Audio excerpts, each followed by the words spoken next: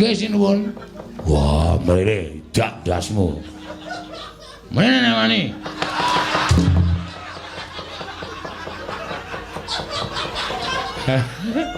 Ayo gleleng kok njur terus-terusan ora. Ayo gong mulai. Yo, iki sing entuk pelem. Kertangga jiwa kemampu-kemampu e. Nang wis ora apa-apa lah. Kemampu terus kowe doyan ora terus kemampu doyan.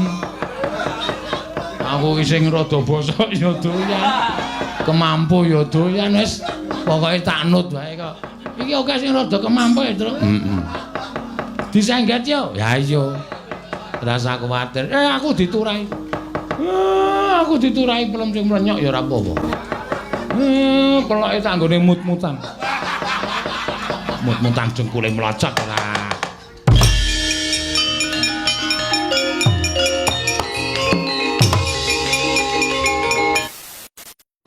Assalamualaikum.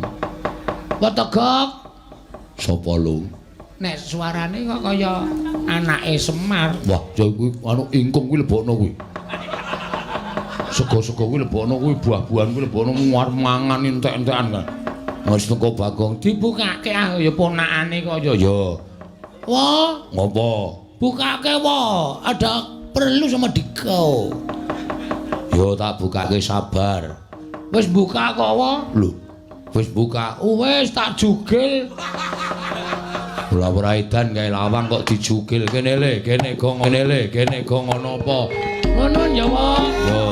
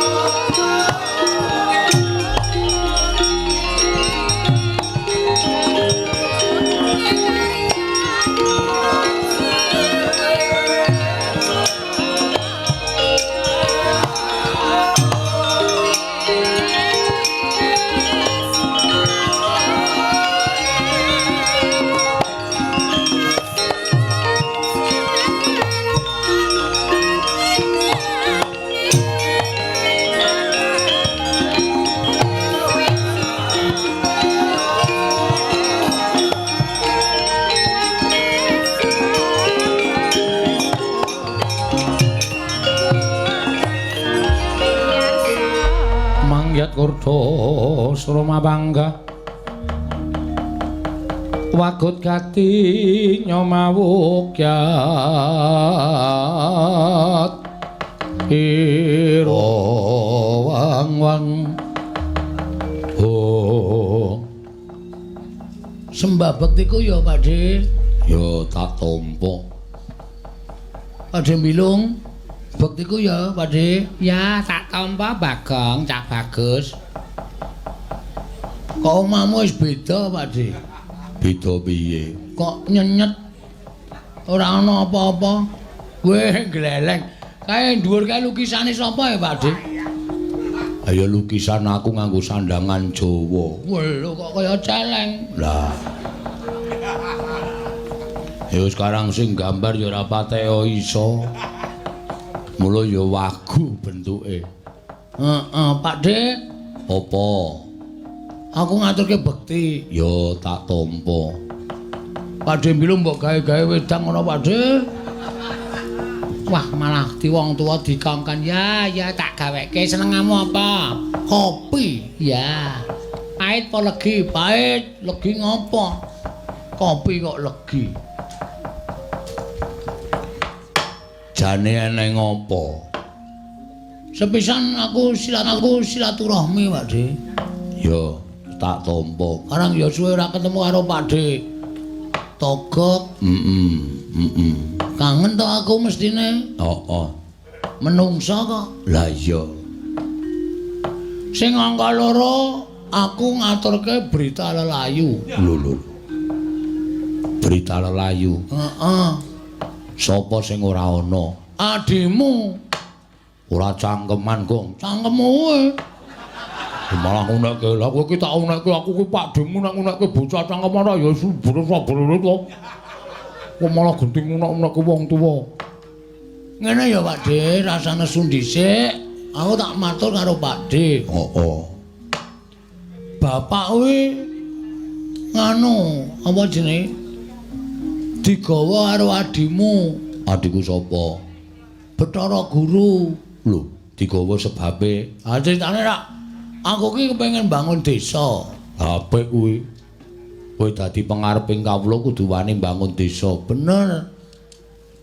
Ning aku entuk sasmitaning Jawata, nek lek ku bangun desa kuwi iso rancak niring sambikala. Nek ditumbali ya kuwi ingkang winastan pelem pertangga jiwa lan jambu dipa nirmala. Bapak ngendika, Bapak Semar ngendika kuwi anane ning kayangan, bener wae, Dik? Bener. Kuwi panganane dewa. Arane pelem pertangga jiwa jambu dipa nirmala. Terus aku pasrah karo bapak, wis Pak nek ngono mangsa Baranga jare bapak kuwi Sang Hyang Ismaya, kakane Bathara Guru. Mestine bapak iso sambung rembug karo para dewa. Bapak terus matek aji pamengkang, Pameling. Terus Bathara Guru teka. Oh, teko ning Ngomahku. Bapak omong Bathara Guru gandeng Bagong ki ya ponakamu. Ki arep bangun desa ki ora tok bantu ora kelakon. Terus gurune muni piye? Gurune muni ngene iki, anak-anak ngono. Mbok ora clemongan kok ngomong susung apa, Bang? Aku seneng nek Pak Dene suwi cangkeme iso mlembung. Mlembung dongkulmu mlocon. Bathara Guru ngendika ngene iki. Kakang Semar, aku sakula purun maringaken pelen pertangga jiwa ning sekilone 4.000. Pelen pertangga jiwa kok didolku ngomong sapa? Apa tenan kaya apa? Kaya iwak. Apa iwak brontak lho. Nek nesu saya mlembung. Ning kula kepengin titah siji sing mboten nyembah kali kula, mboten tata krama kali kula kedah tata krama kedah nyembah. Lah titah mau sapa, Bapak? Bapak kon nyembah karo Bathara Guru kon basa Bathara Guru. Aku rak muring to, Dik. Mestine wong tuwa kok kon basa karo adine. Lah iya. Bathara Guru unek-unekke. Lah jenenge kowe kuwi kewanen nek kaya ngono kuwi. Bathara Guru kuwi dewaning para dewa kok tok unek-unekke. Sik, Pakde, salonmu dicilikke sik. Salon ndi? Lah kuwi ngisore kaya horen. Horen dongkulmu mlocot ora. Aku nesu mergo aku mbelani bapak geger. Oh, terus Geger perang rame kae dewa-dewa kalah karo aku karo Gareng karo Petro. Aku Bathara Guru kuwi maju nggawa drei. Ngundrawi lambemu kuwi apa? Nggawa cis trisula. Aku mundur mlayu. Bathara Guru adreng arep mateni karo aku arep cemplungke ana ngendi jenenge Pakde sing nggone nyiksa wong kuwi. Ngendi? Kuwi lho. Apa jenenge? Kawah. Kawah Sikidang. Ora Dieng. Kawah Candra Dimuka. Kawah Candra Dimuka. Bapak ora trima. Wis Bagong tak wakilane. Gareng ya ora trima, Bagong ya tak wakilane. Petro ya ngono. Petro ya makili aku dadi jak munggah nang kayangan, Pakde. Piye perasaanmu, Pakde? Mula aku sambat karo Pakde Tomi. Toga kuwi supaya mbantu karo bapak aja nganti bapak tekan ning sirna, Pakde. Manikmaya kok mesti ngono ya. Mula kowe tak kandhani ya, Gong, aku sakjeke wiwit medhun ning jagat aku nek kon ketemu Manikmaya kuwi moh. Merga nuwun sewu arep kae diwaning para dewa ning atine urung resik. Lah iya, aku ki ya gumun. Kok bapak kok ning jagat Pak De?